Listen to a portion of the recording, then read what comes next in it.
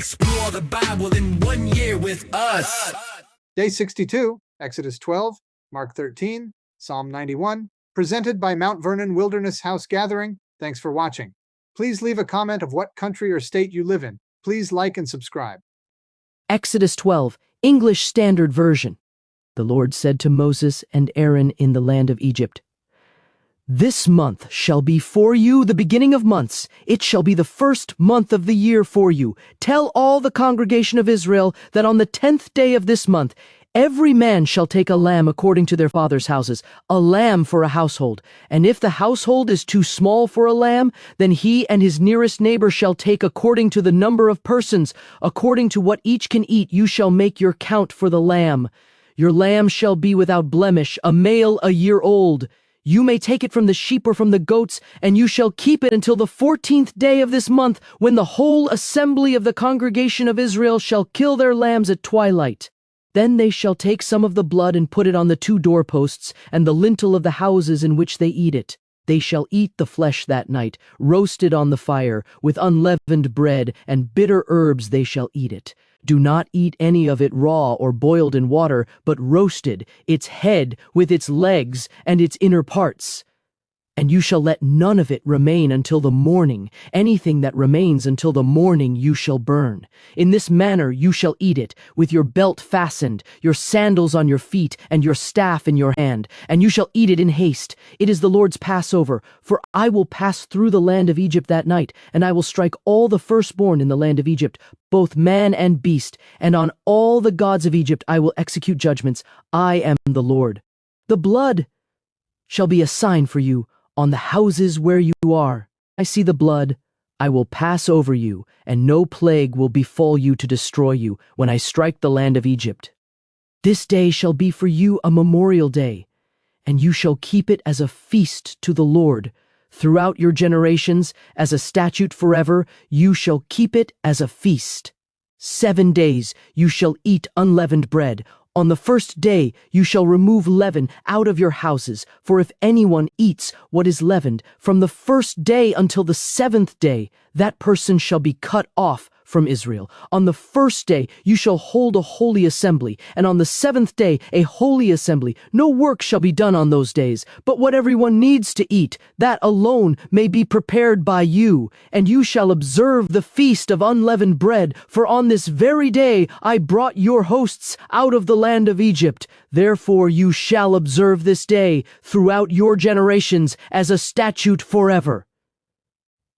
In the first month, from the 14th day of the month at evening, you shall eat unleavened bread until the 21st day of the month at evening. For 7 days no leaven is to be found in your houses. If anyone eats what is leavened, that person will be cut off from the congregation of Israel, whether he is a sojourner or a native of the land. You shall eat nothing leavened. In all your dwelling places you shall eat unleavened bread.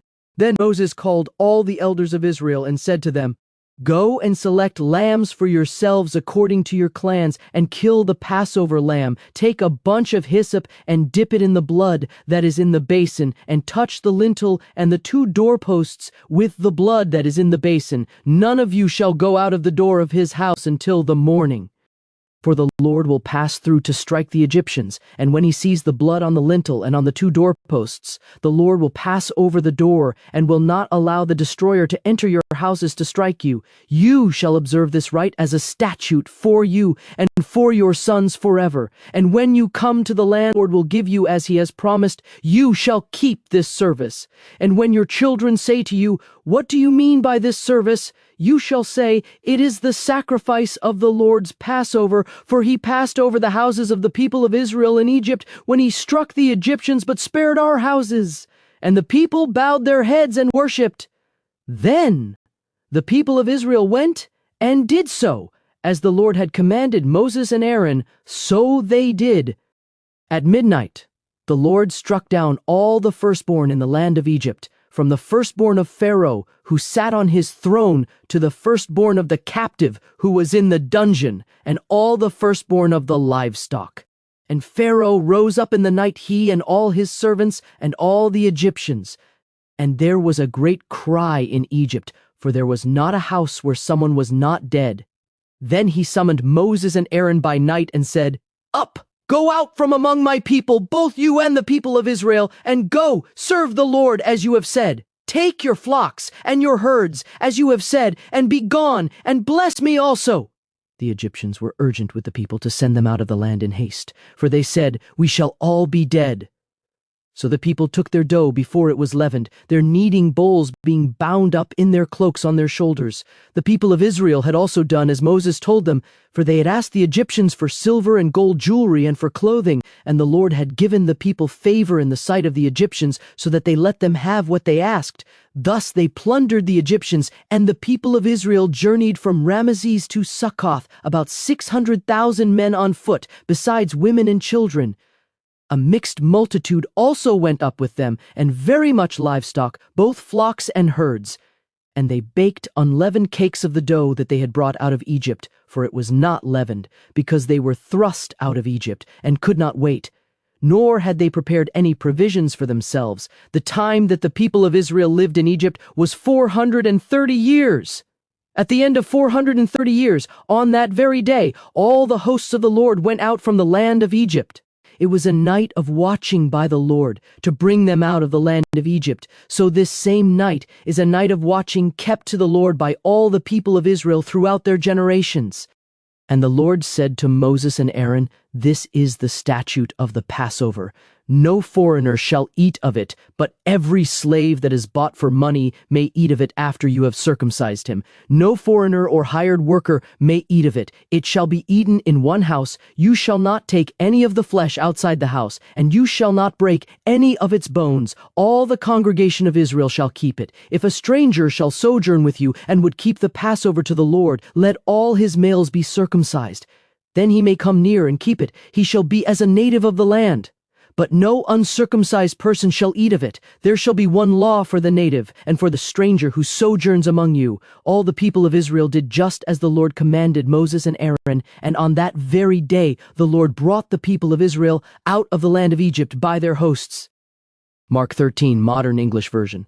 As he went out of the temple, one of his disciples said to him, "Teacher, see what great stones and what great buildings are here." Jesus answered him, "Do you see these great buildings? Not one stone shall be left upon another that shall not be thrown down." As he sat on the Mount of Olives opposite the temple, Peter, James, John, and Andrew asked him privately, "Tell us, when will these things happen, and what will be the sign when all these things will be fulfilled?" Jesus answered them, "Take heed, lest anyone deceive you. Many will come in my name, saying, 'I am he,' and will deceive many. When you hear of wars and rumors of wars, do not be troubled, for such things must happen, but the end is still to come. For nation will rise against nation, and kingdom against kingdom, and there will be earthquakes in various places, and there will be famines and troubles. These are the beginning of sorrows, but take heed. For they will hand you over to councils, and in the synagogues you will be beaten. You will be brought before rulers and kings for my sake, as a testimony to them. And the gospel must first be preached to all nations. But when they arrest you and hand you over, take no thought beforehand or premeditate what you should speak. But speak whatever is given you in that time, for it is not you who speaks, but the Holy Spirit.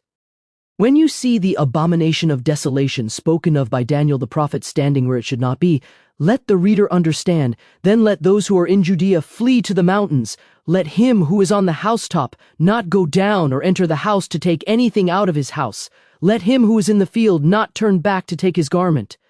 But woe to women who are pregnant and to those who nurse in those days. Pray that your escape may not be in winter, for in those days there will be distress, as has not been from the beginning of the creation which God created to this time, nor ever shall be.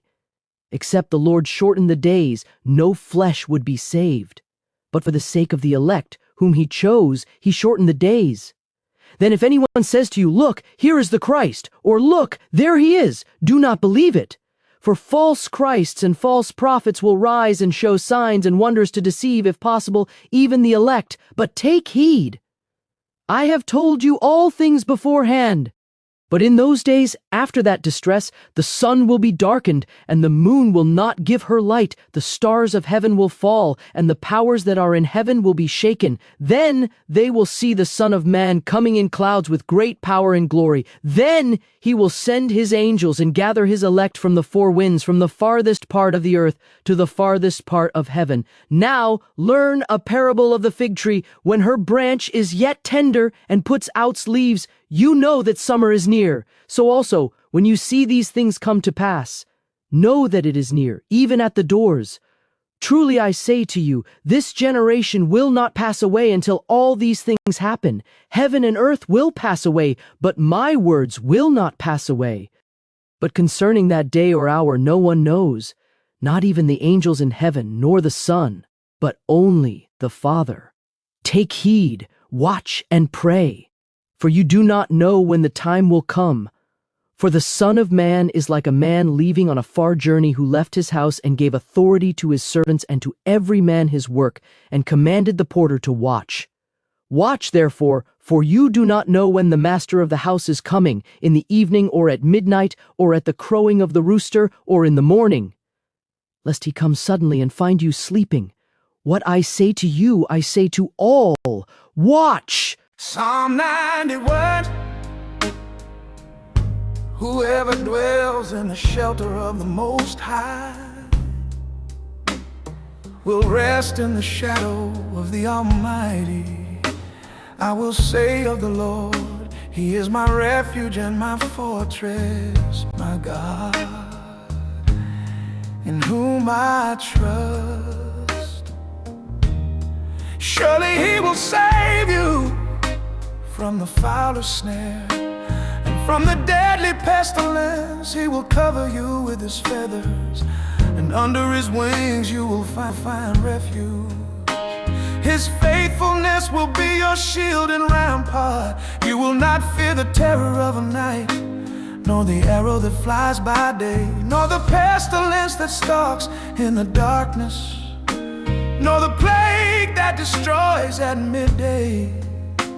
1,000 may fall at your side, 10,000 at your right hand, but it will not come near you. You will only observe with your eyes and see the punishment of the wicked. If you say, the Lord is my refuge, and you make the Most High your dwelling, no harm will overtake you, no disaster will come near your tent, for He will command His angels concerning you to guard you in all your ways. They will lift you up in their hands, so that you will not strike your foot against a stone.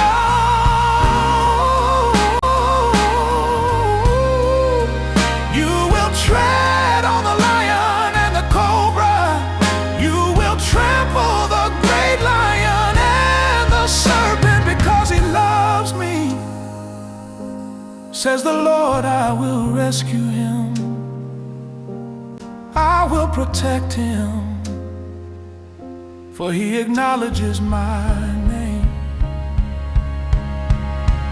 He will call on me, and I will answer Him. I will be with Him in trouble. I will deliver Him and honor Him. With a long life I will satisfy Him and show Him my salvation.